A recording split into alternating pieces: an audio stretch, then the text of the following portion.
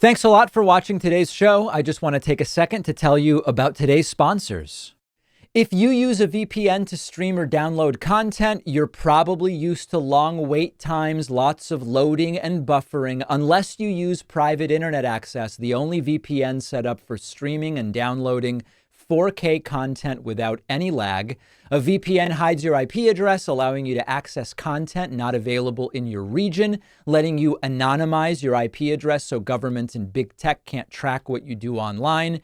And you can protect unlimited devices with just one account. Private internet access is giving my audience 83% off, which is just $203 a month, plus 4 extra months for free.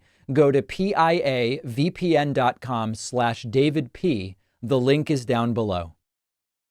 Every single time you see me here in the studio recording the show, I am using an Uplift standing desk. I've been using Uplift standing desks for years, long before they were a sponsor. A standing desk gets my creative juices flowing. It's better for your health. And Uplift Desk is the best in the business. Sturdier than other brands I've tried. Thousands of ways to customize the desk, choose the shape, material, accessories, and more. Go to upliftdesk.com/Pacman to receive up to $300 off, plus 4 free desk accessories. The link is in the description. Welcome to the show. 6 days to go. And if you care about the size of your candidates' crowds, then there is much to be impressed about. Last night, Kamala Harris holding an event at the Ellipse in Washington, D.C., more than 75,000 people, real number. The Ellipse at capacity, guests directed to an overflow area on the National Mall, and sort of a closing statement of sorts from Kamala Harris, the vice president who wants to be president of the United States, making what couldn't be a starker contrast between how she will handle being president, even to Trump supporters, in direct contrast to the things Trump has said about Kamala Harris supporters if he were to become president. But the contrasts were bigger than that, and we're going to look at a few clips here. I think this was a very good speech. Contrast on policy, contrast on character.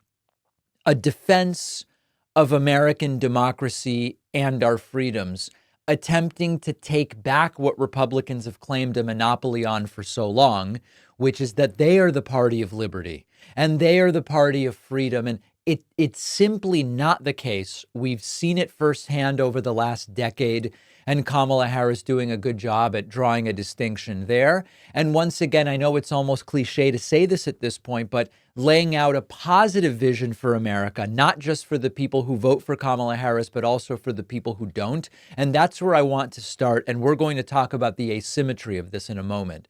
Kamala Harris saying, even if you don't vote for me, I'm still going to treat you well, essentially.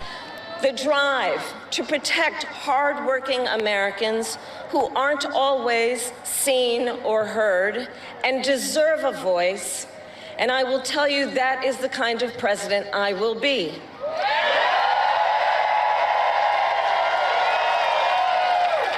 And look, I'll be honest with you, I'm not perfect. I make mistakes. But here's what I promise you. I will always listen to you, even if you don't vote for me. I will always tell you the truth, even if it is difficult to hear. I will work every day to build consensus and reach compromise to get things done. And if you give me the chance to fight on your behalf, there is nothing in the world that will stand in my way. I want to talk about the bigger issue here because, it's smart to extend an olive branch to Trump supporters, but there's actually a lot more to this. And I want to talk about an asymmetry that doesn't have so much to do with individuals, but it does have to do with what we're seeing with the Washington Post and Blue Origin and Elon Musk and all sorts of large companies.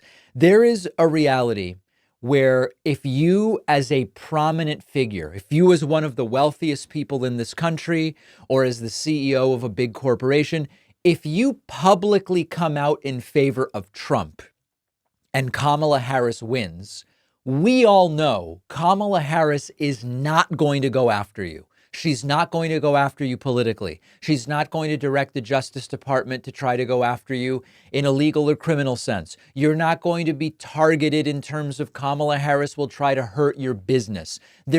We all know that if you come out and you go, I support Trump, whether you're Kid Rock or whether you are Elon Musk or whatever, Kamala Harris is not going to come in and target you for retribution. On the other hand, we all know, because he tried it and because he says it, that if you come out and you say, I am for Kamala Harris, and Trump wins, Trump might go after you.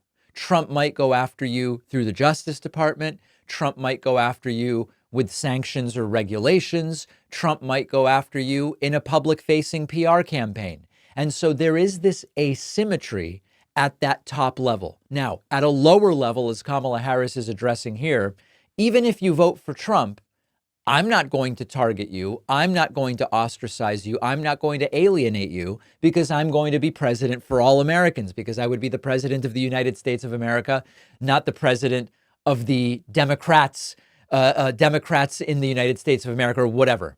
And I think that this is a critical distinction given the things that Donald Trump has been saying.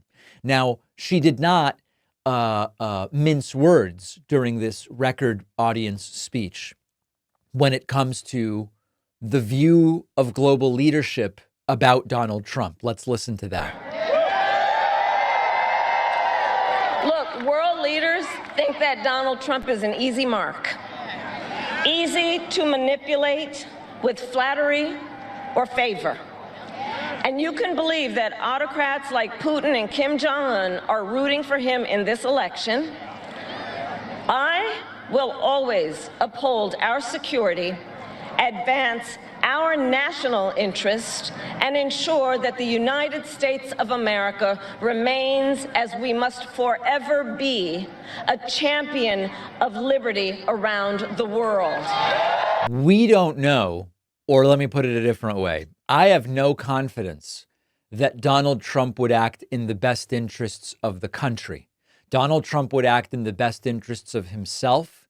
And if that happens to align with the better interests of a foreign nation over the United States, he won't hesitate. And we know because he's done it before. Kamala Harris also laying out that the United States shouldn't be a vessel for the schemes of other dictators. Again, getting to the same idea of whose best interests or whose interests at all would Trump have in mind as he makes decisions. I see it in the women who refuse to accept a future without reproductive freedom, and the men who support them. I see it in Republicans who have never voted for a Democrat before, but have put the Constitution of the United States over party.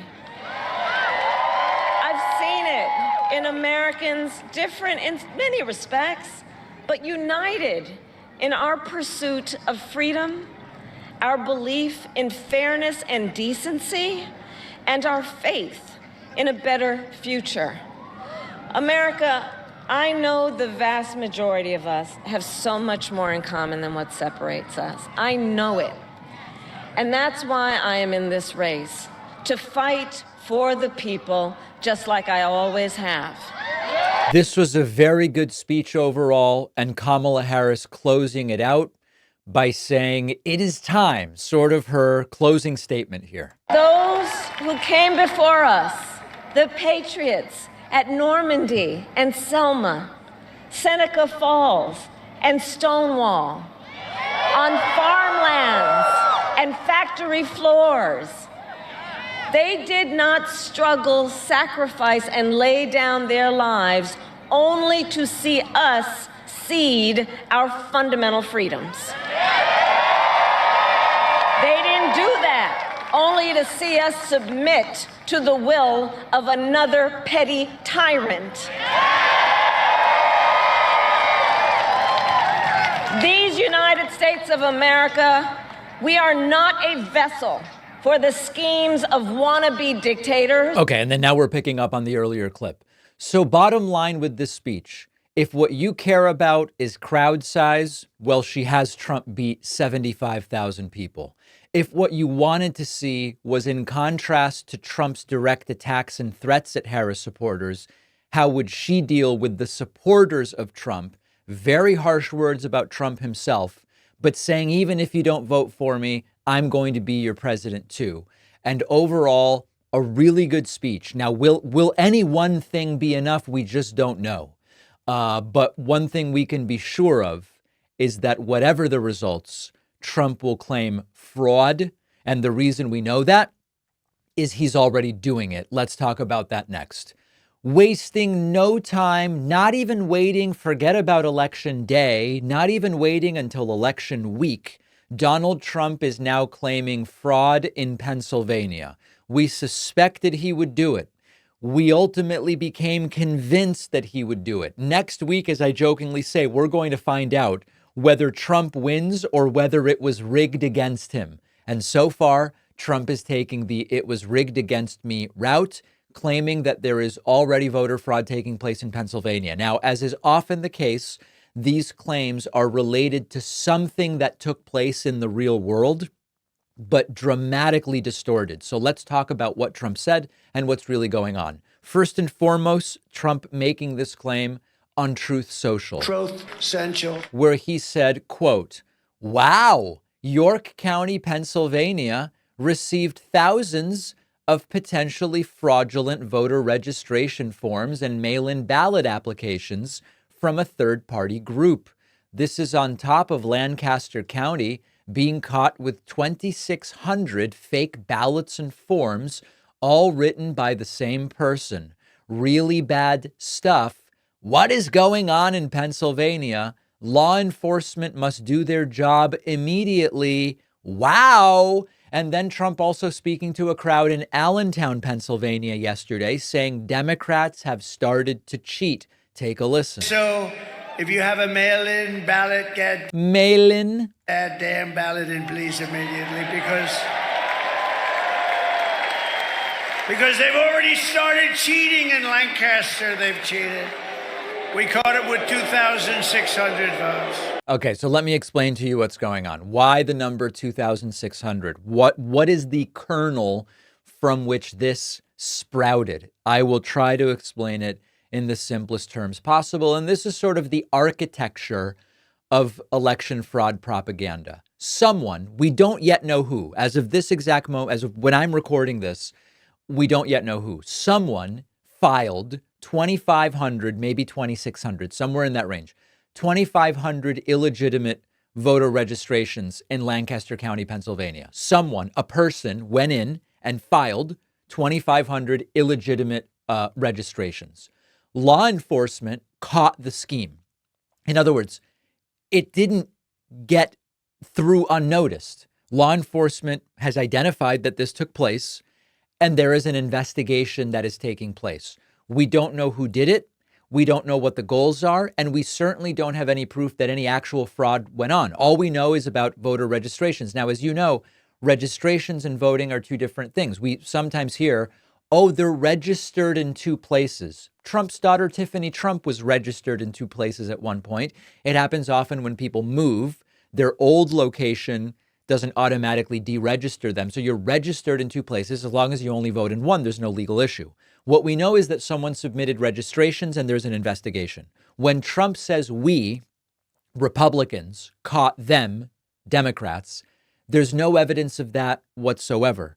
And I think it's a really important reminder as we go through, and there are going to be many such claims. I mean, Trump's been saying for years that this is going to be fraudulent, and he's been saying it for months, and he's been saying it for weeks, and now he's saying the fraud has started. There are going to be many claims of this. One really important question that we should ask ourselves whenever such a scheme is asserted is, first of all, do we have proof that this took place? But then there's a critical second question, which is, even if that did take place, do we have proof that it benefits Harris over Trump? And when we think back to 2020, there are a bunch of examples that we should really think critically about. If it were true, just to pick one thing, right? if it were true that in Pennsylvania, the ballot counting suspiciously stopped at 10 p.m., and then a van showed up supposedly with food for the workers, but the number of sandwiches in the van didn't really correspond to the number of election workers, which leads us to wonder whether fake or fraudulent ballots were brought in a van. There's no evidence for any of what I just said. They did stop counting at 10 p.m., but because those are the rules in Pennsylvania, you stop counting, you resume the next day. Even if it were true that a van showed up and there weren't that many sandwiches, and the sandwiches that were there claimed to be Italian, but they had no capicola, and that's very right. Grant them the whole thing. It could have been a scheme, if it was a scheme, to help Trump rather than hurt him. Even the initial claims, if true, don't prove that it's something that benefited Biden in 2020 or that would benefit Kamala Harris in 2024. So it's important to go to that second layer with some of these people, which is to say, you're asserting something for which there's no proof. But even if there were, you still wouldn't have demonstrated that it was to the benefit of one candidate over another. When they talk about 20,000 ballots were thrown out, okay, if it's true that 20,000 ballots were thrown out, if 10,000 of them were for Biden and 10,000 of them were for Trump, it doesn't have any material effect. We still don't want legitimate ballots thrown out. They still haven't proven legitimate ballots were thrown out. But if they did, it could have a null effect if it was half for Biden and half for Trump. So keep that in mind. And of course, there is nothing to the claims of Trump that the fraud has started. We've got a wild 6 days ahead of us. Make sure you're subscribed to the YouTube channel and consider pre-ordering my forthcoming book, The Echo Machine, everywhere that books, audiobooks, and ebooks are sold. Did you know there is only one VPN fully optimized for streaming 4K video and downloading large files? That's our sponsor, Private Internet Access. A VPN hides your IP address, allows you to make it look like your device is anywhere in the world. So this lets you stream content on Netflix and Hulu and HBO Max, not normally available in your home country. For instance, the show Friends is not available on Netflix in the US, but when I change my IP address to the UK, I can watch Friends on Netflix and a ton of other awesome content I would otherwise miss out on without lag and without buffering. Private internet access is also faster than other VPNs for file sharing, so you can download anonymously, but without the long wait times. Anyone can use private internet access. Just turn it on once and forget about it. No special knowledge required.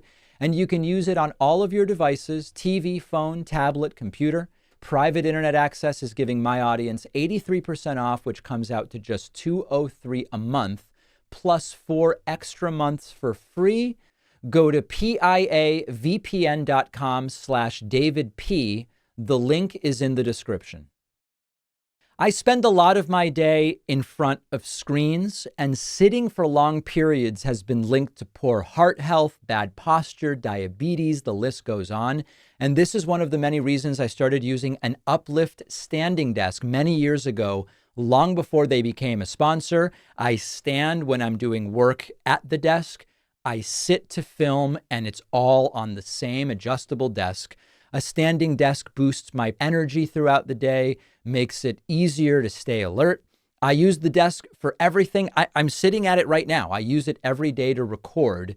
I've tried a ton of different standing desks. A lot of them are wobbly or cheap. They don't provide cable management options. I've stuck with Uplift Desk for so long because it is rock solid and stable, built to last, super high quality materials, and they offer way more customization options. So many different things: keyboard trays, file cabinets, headphone holders, desktop computer trays, and everything you really need. And their desk configurator tool lets you customize it exactly the way you want: storage, ergonomic seating, wire management, all of it. And Uplift Desk is giving my audience up to $300 off plus 4 free accessories when you go to upliftdesk.com/Pacman. The link is in the description. The David Pacman Show has, does, and will continue to primarily depend on your support. Get the full David Pacman Show experience, by signing up for a membership at joinpacman.com. You can use the coupon code SAVEDEMOCRACY24. This code will be donezo after the election. We'll either have saved democracy or we won't. But for now, you can use that code to get about 50% off the cost of a membership at joinpacman.com.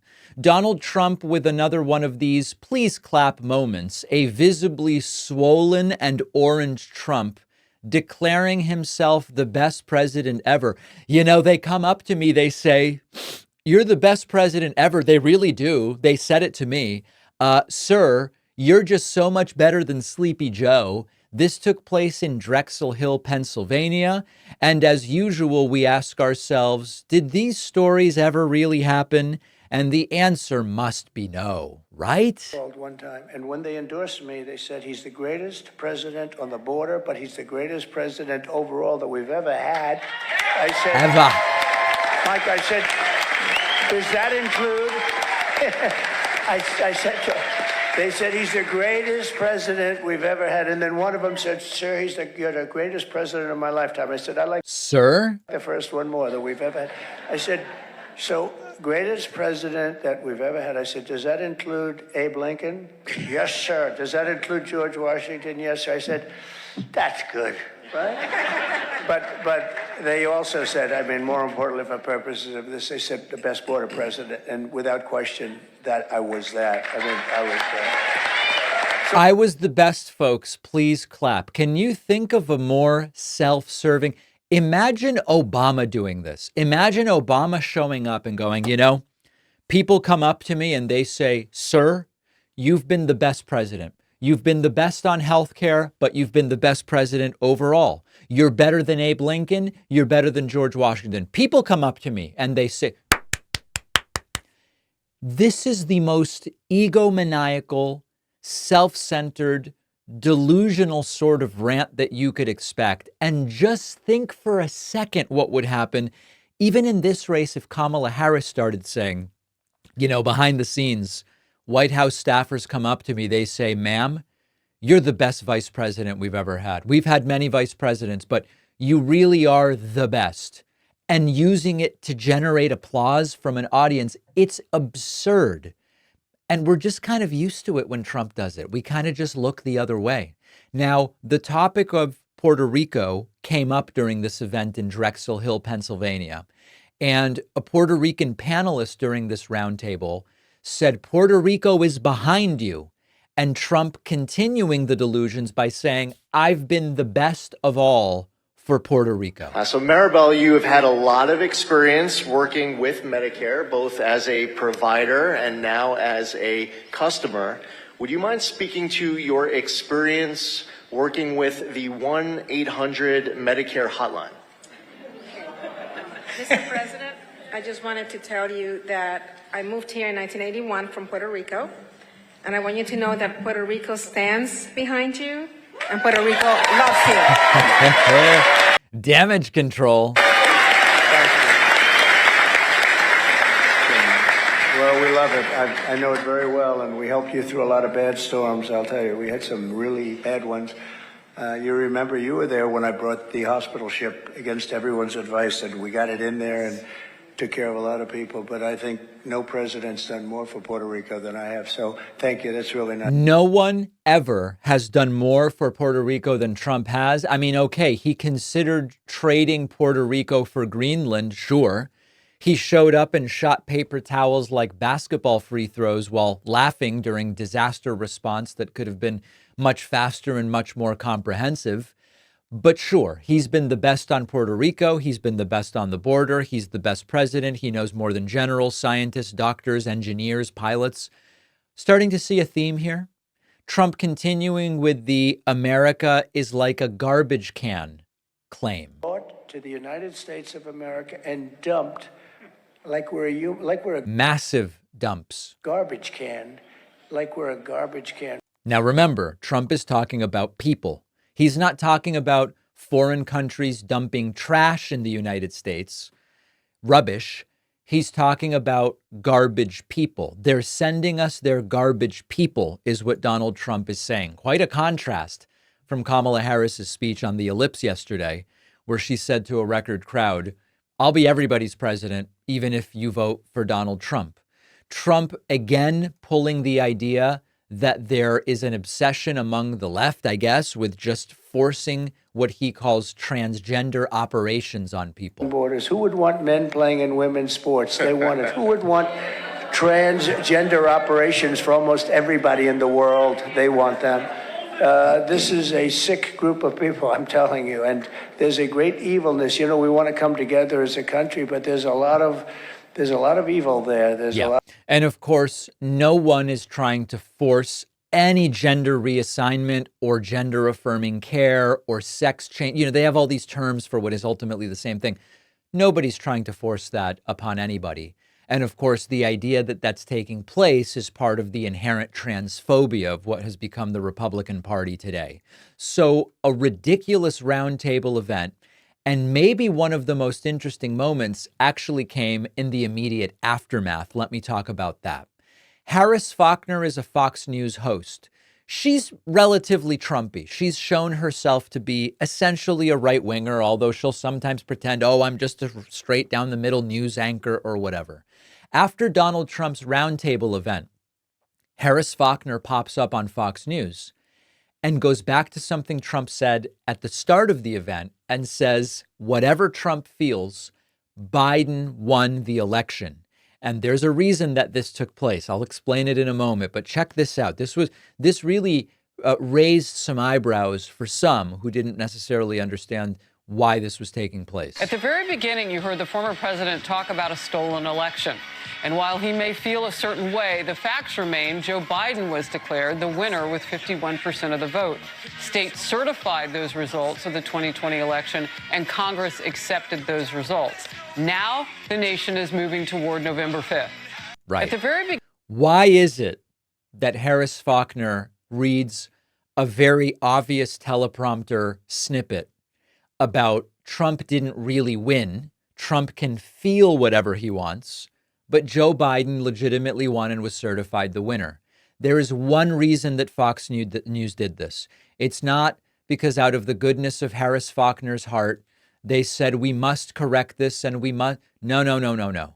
Fox would not be doing this if they hadn't already been ordered to pay $787 million for their conduct during the 2020 election as it relates to voting machines and supposed voter fraud, election fraud, etc. This was out of a desire to circumvent and prevent any further legal issues as a result of obvious lies getting out on their air. That's why they did it. And it is very funny. And in a sense, it's kind of rewarding. I get a little bit of pleasure out of seeing Harris Faulkner have to, sort of reluctantly read this off of the teleprompter and say, well, I guess if push comes to shove, Biden did sort of win the 2020 election. This is where we are right now. We have to move beyond this. And the best way to move beyond it is a resounding and clear victory on Tuesday. We will see if we get there. But the damage control continues with regard to Puerto Rico. And I want to talk about that next. Donald Trump did an interview in a dark room with Sean Hannity, meant to be a damage control interview after the fiasco involving, quote, comedian Tony Hinchcliffe at Trump's Madison Square Garden rally on Sunday evening. You may recall that before Trump spoke at that rally, Tony Hinchcliffe showed up and said that Puerto Rico is a floating pile of garbage in the ocean. The Trump campaign put out a statement saying that doesn't reflect Donald Trump's views about Puerto Rico, but we've been waiting to hear Donald Trump comment on it. Trump tells the most unbelievable lie you can imagine, which is he doesn't know anything about Tony Hinchcliffe, doesn't know who he is, doesn't want to know who he is, didn't hear the comment, doesn't know a word about it. I want you to consider whether this could even theoretically be the truth. I'll tell you my view in a moment. I don't even know if you were there for the whole thing. I don't know what time you got there. I was told and made aware that you had no idea about this comedian who made comments. I have no idea who he is. Somebody said there was a comedian that joked about Puerto Rico or something, and I have no idea who he is. Never saw him, never heard of him. and don't want to hear of him. But I have no idea. They put a comedian in, which everybody does. You throw comedians in. You don't vet them and go crazy. It's nobody. It was in the teleprompter. It was vetted. Trump is lying, but there's a bigger lie, which we'll address in a moment. His fault. But somebody said some bad things. Now, what they've done is taken somebody that has nothing to do with the party, has nothing to do with us, said something, and they try and make a big deal. But I don't know who it is. I don't even know who put him in. And I can't imagine it's a big deal. I've done more for Puerto Rico than any president, I think, that's... So Trump is saying he said some stuff, don't know what he said, don't know who he is, don't want to know who he is, wasn't there, doesn't matter. It just I have no idea. No one believes this. Trump watches everything. He watches the rallies as he is on his plane on the way to the rallies. He knows every narrative. Why is Trump now constantly talking about how he has no cognitive decline? It's because he watches all of the other coverage, which is increasingly pointing out that Trump seems to be suffering from cognitive decline. He watches everything. He's obsessed with watching coverage of himself, his rallies, everything he does.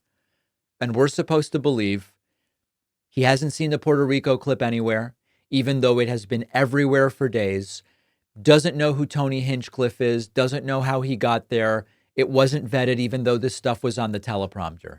It is a pathetic lie, and it's one that people who want to keep supporting Trump will probably accept. Now, I want to say one other thing about this, which is just so funny.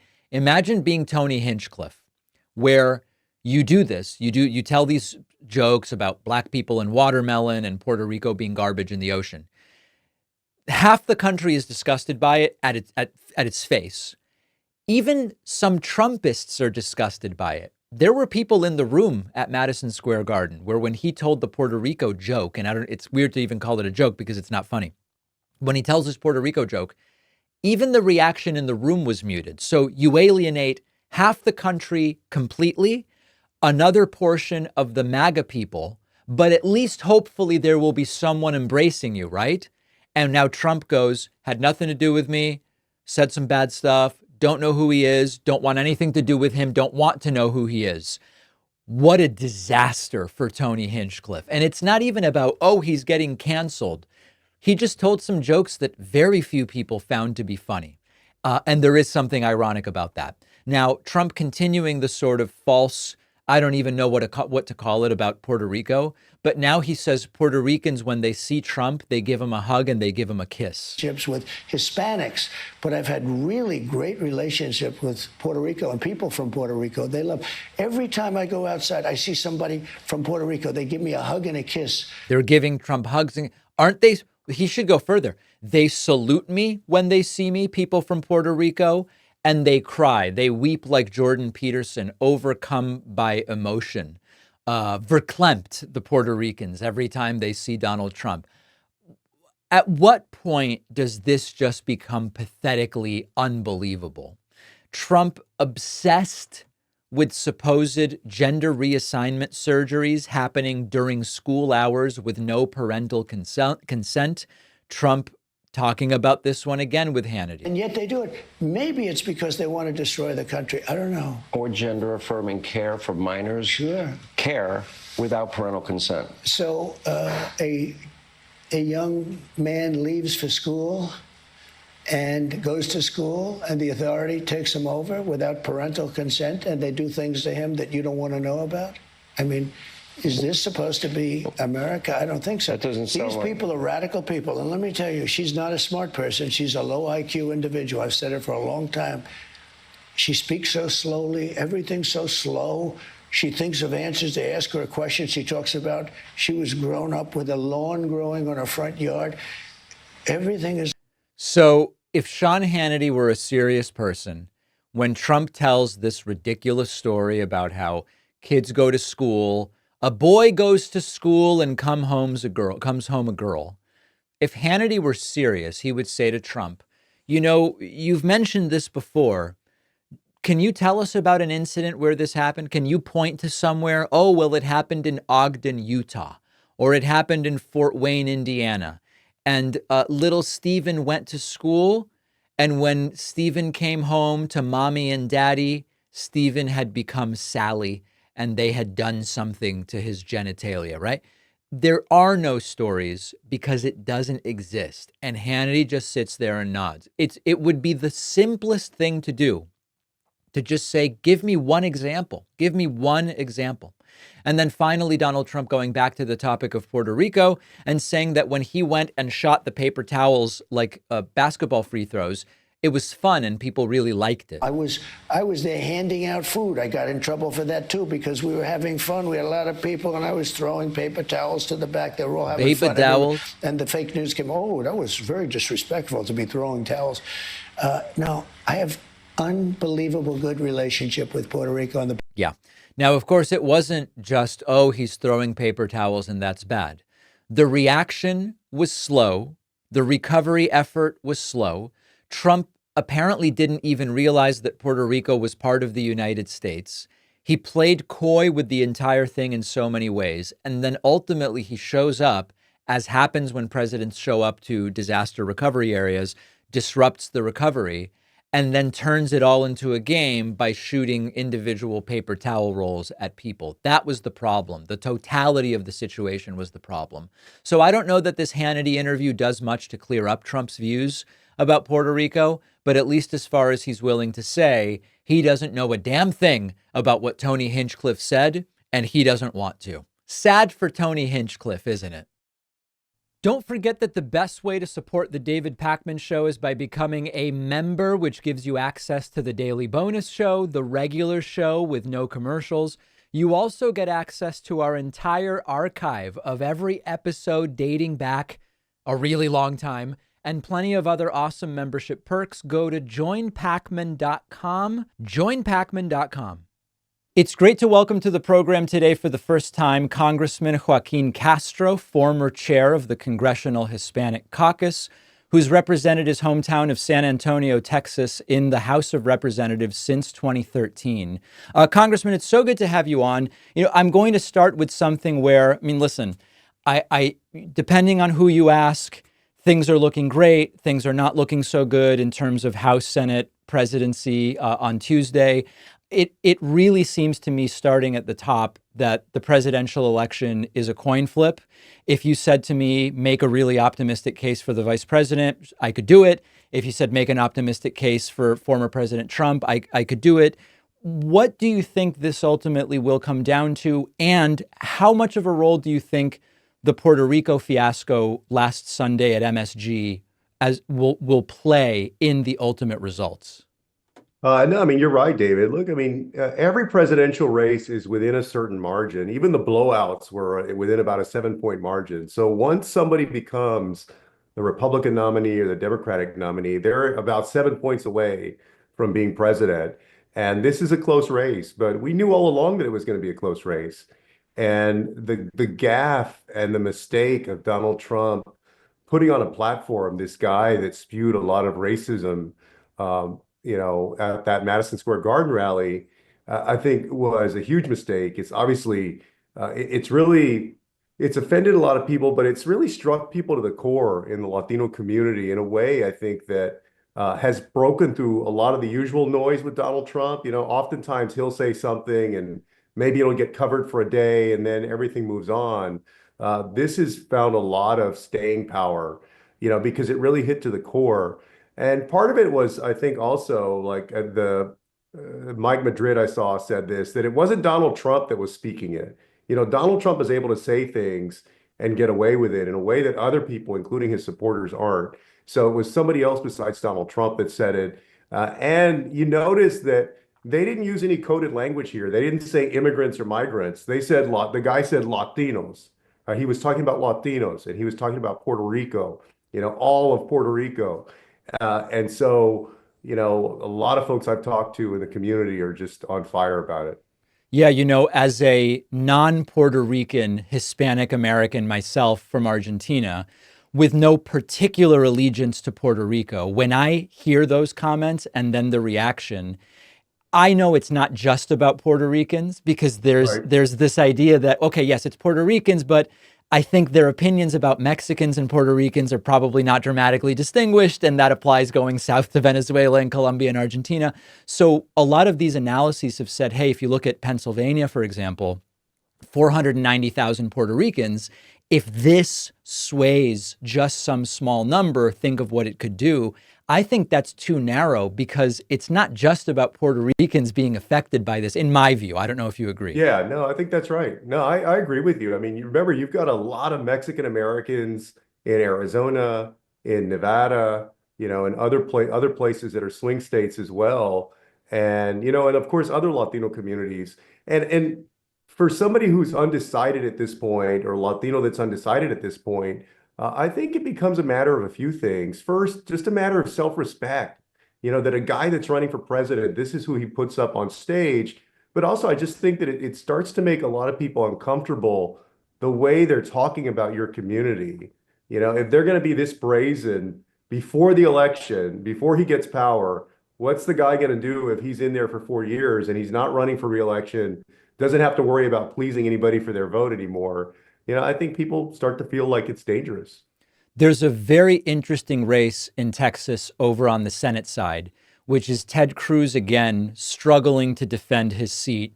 He had trouble with Beto O'Rourke. Now it's Colin Allred. Now, if you just said 50-50 bet who wins, I think the numbers still favor Ted Cruz.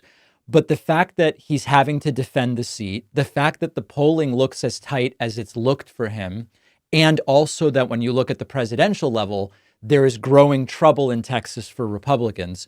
For 20 years, we've heard, as the demographics of Texas keep shifting, it's going to become purple and someday blue, and it's always like 1 or 2 election cycles away. What do you think is going on specifically with Cruz, and then maybe like bigger picture in Texas?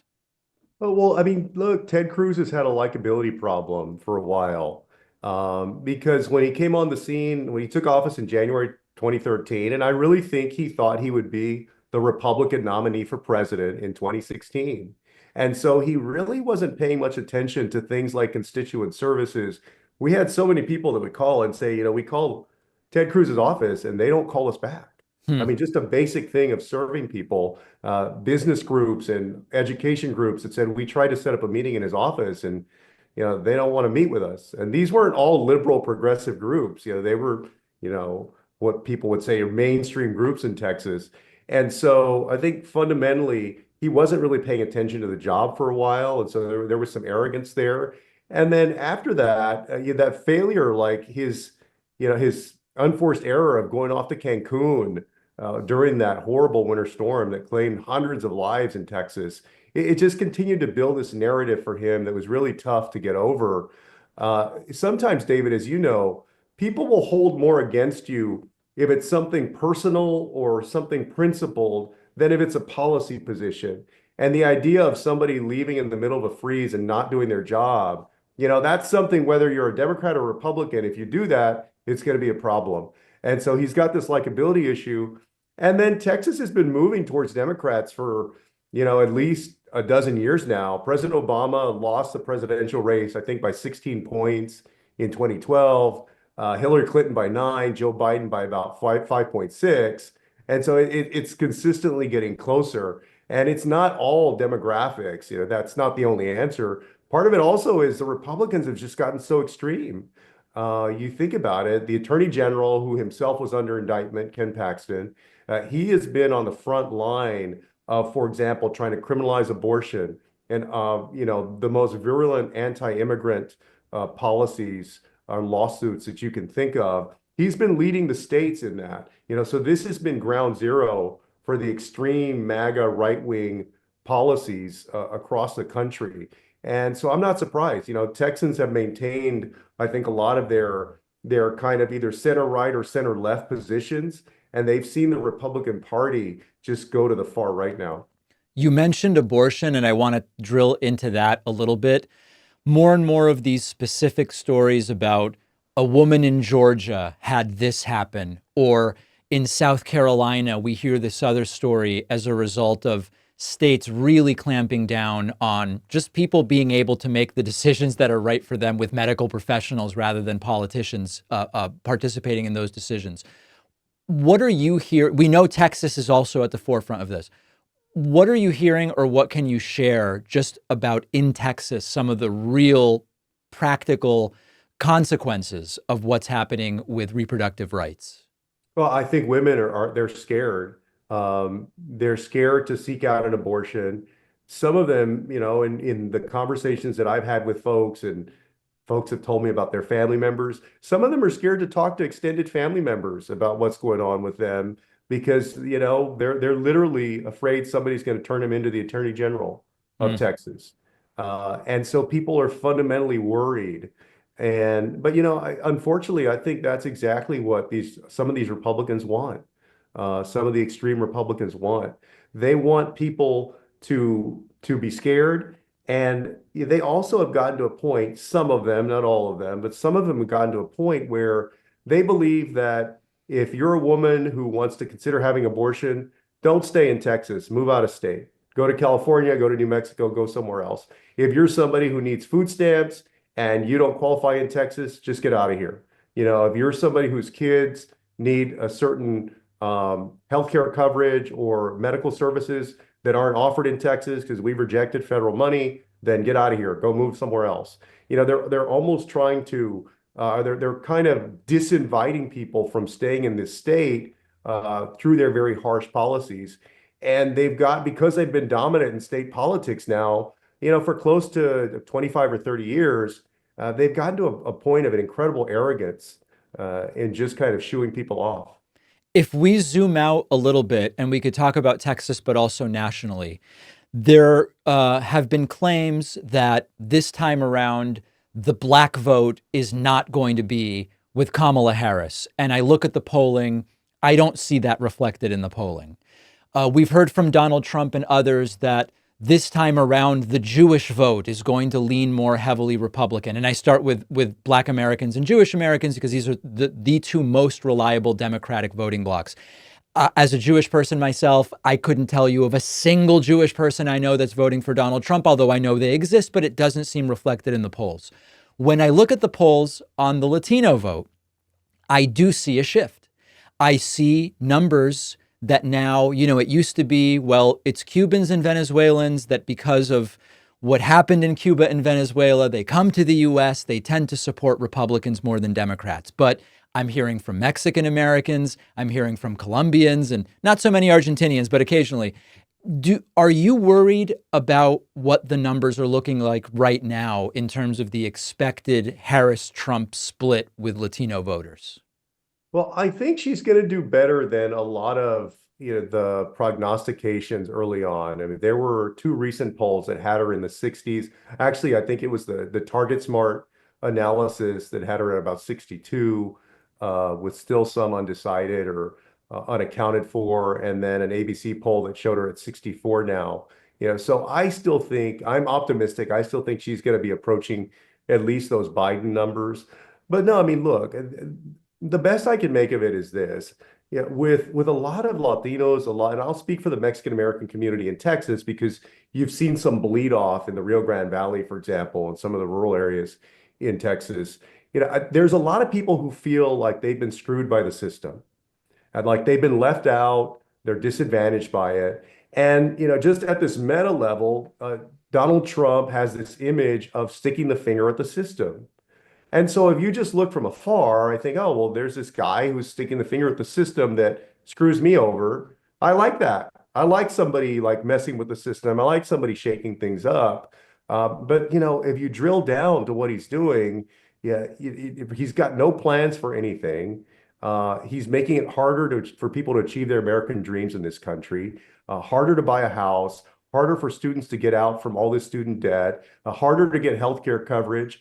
Mike Johnson just the other day said that if Donald Trump wins and they've got a Republican Congress, they are going to undo the Affordable Care Act. They're going to do away with Obamacare. There's so many Mexican Americans in Texas that are suffering through things like diabetes right now that if you take away Obamacare, all those folks now have this pre-existing condition again that's going to make it harder to maintain healthcare coverage for them. So from this like meta level, I can see where some people see him and think this is the guy taking on the establishment. Yep. But really, He is the very creation of the establishment, somebody who inherited all this money from his father, and that set him up for success in business.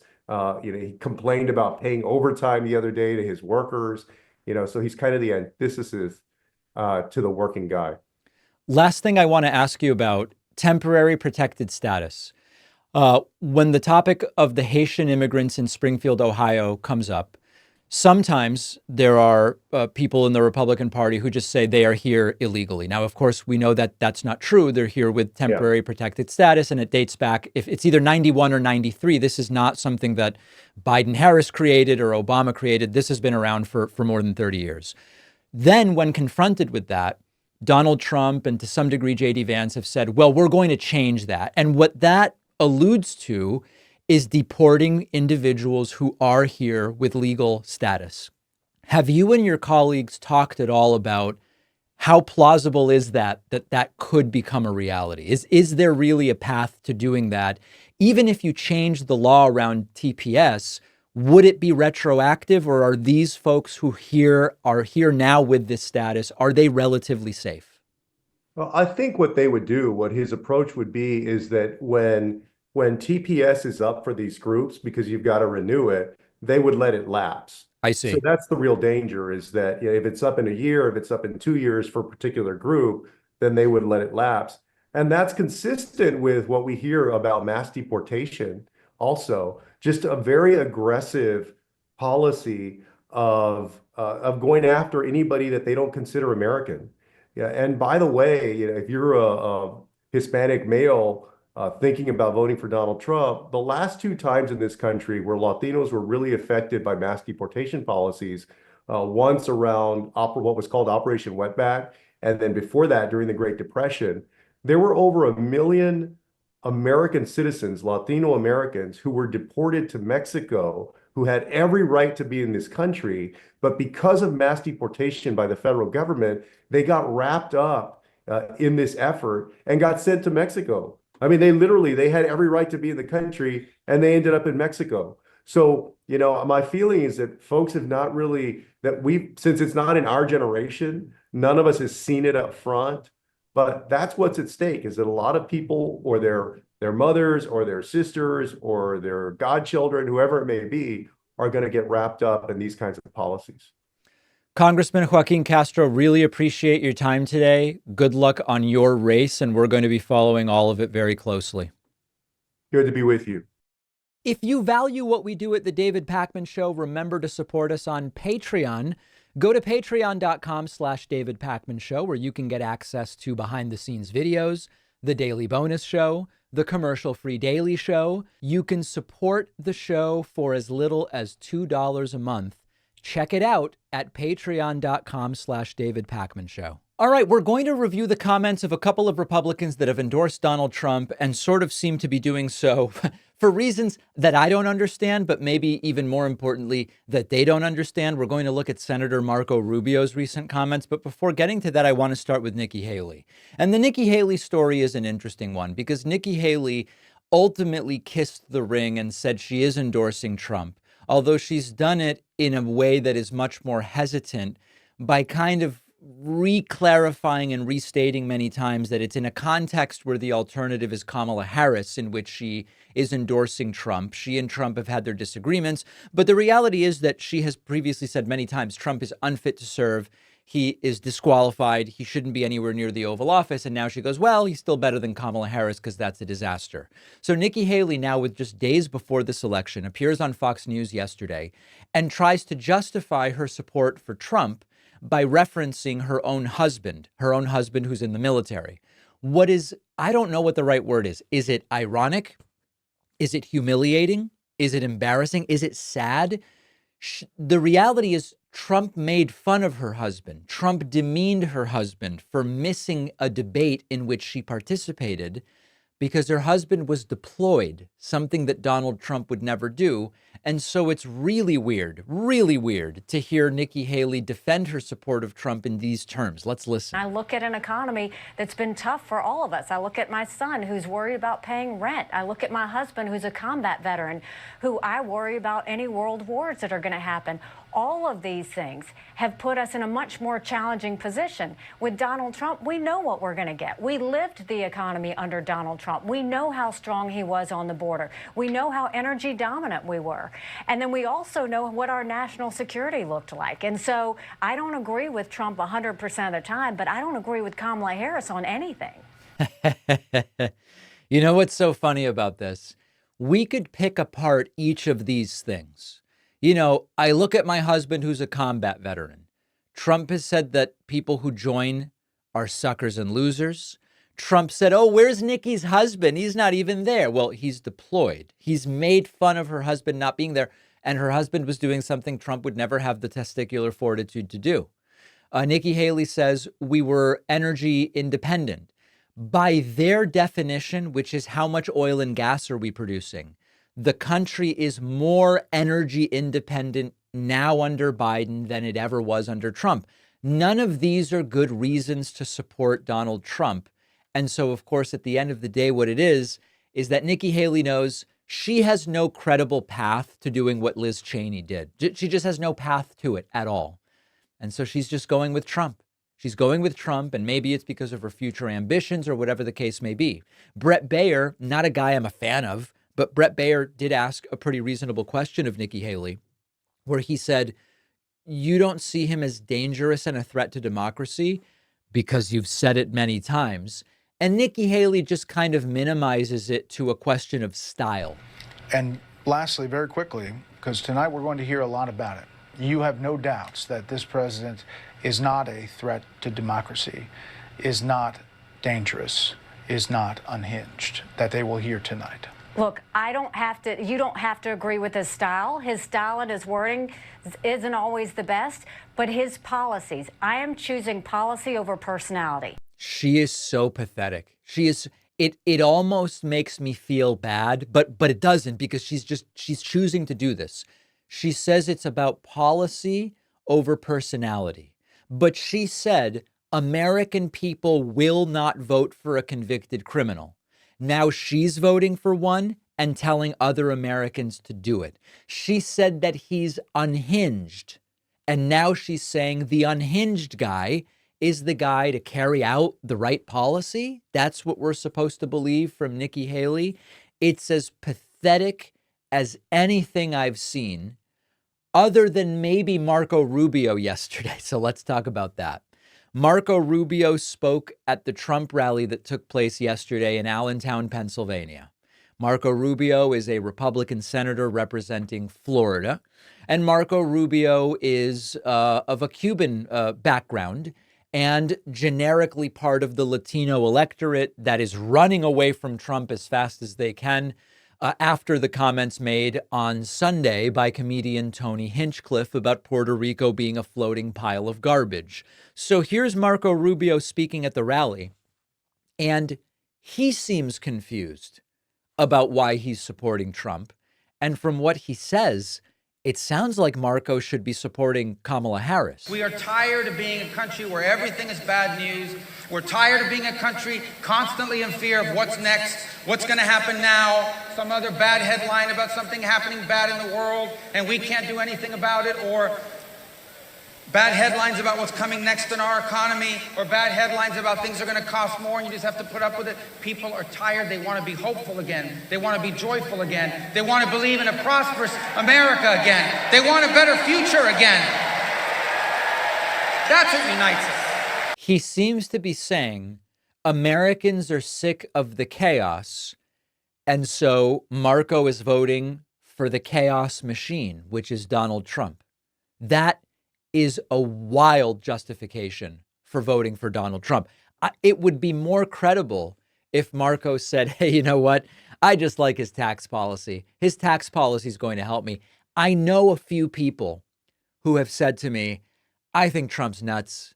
I'm disgusted with the things he says. I'm disgusted with the things he does. But if Kamala Harris gets her way, she's going to raise my taxes and Trump's going to lower them. And I'd rather have more money in my pocket. That's all it is. And I don't find it morally upstanding, but at least it's honest, where it's not, oh, we need to get away from the chaos and we need to go to joy. Therefore, vote for Donald Trump. There's too much chaos with Kamala. So let's instead go to the guy that incited the riot on January 6, 2021. And there's a moment as Marco Rubio is speaking here where he kind of seems to pause for a second and kind of, I dream, he's realizing, damn, I really should be voting for Kamala if this is what I want. But I'm here at a Trump rally and people are expecting me to say good things about Trump. It's complete incoherence. And one of the things that I don't know when, hopefully it'll be in 3 months if Trump loses and we can do the honest postmortem. If Trump wins, it's going to be 4.5 years, at least, before we can do the honest postmortem. It would be great if at some point a large swath of these people who supported Trump were willing to publicly kind of cop to what they did and go, yeah, I was just led by groupthink and peer pressure, but it was all bad. It really was. And I wouldn't forgive them because they're knowingly being deceptive about this. I wouldn't forgive them, but I would at least acknowledge that all along they were part of the grift. They were part of the bamboozling of the electorate into telling people who, some of whom don't seem to know any better. Sadly, I know that it's like we don't want to take agency away from people, but some of these people have just been grifted and bamboozled and they don't seem to know any better. They were part of the grifting. They were part of the bamboozling. Marco Rubio absolutely is part of that. Nikki Haley absolutely is part of that. Chris Christie was part of that, and he opted out now, where there are still some repercussions. He's not going to be close to the president if the president is Donald Trump. He's given that up because of the things he's said. I respect that to a degree. We've got a fantastic bonus show for you today.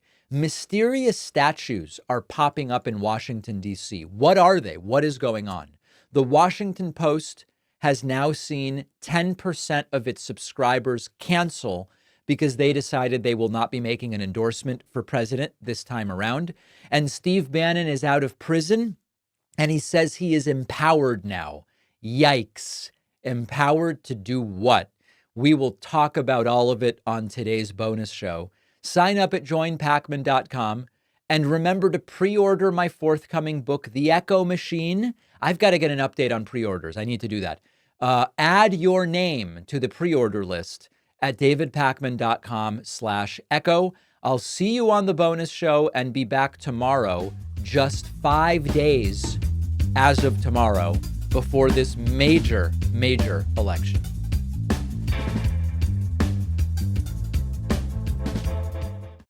If you use a VPN to stream or download content, you're probably used to long wait times, lots of loading and buffering. Unless you use private internet access, the only VPN set up for streaming and downloading 4K content without any lag. A VPN hides your IP address, allowing you to access content not available in your region, letting you anonymize your IP address so governments and big tech can't track what you do online. And you can protect unlimited devices with just one account.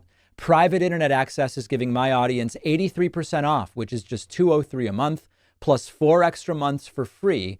Go to piavpn.com/DavidP. The link is down below. Every single time you see me here in the studio recording the show, I am using an Uplift standing desk. I've been using Uplift standing desks for years, long before they were a sponsor. A standing desk gets my creative juices flowing. It's better for your health. And Uplift Desk is the best in the business, sturdier than other brands I've tried, thousands of ways to customize the desk, choose the shape, material, accessories, and more. Go to upliftdesk.com/Pacman to receive up to $300 off, plus 4 free desk accessories. The link is in the description.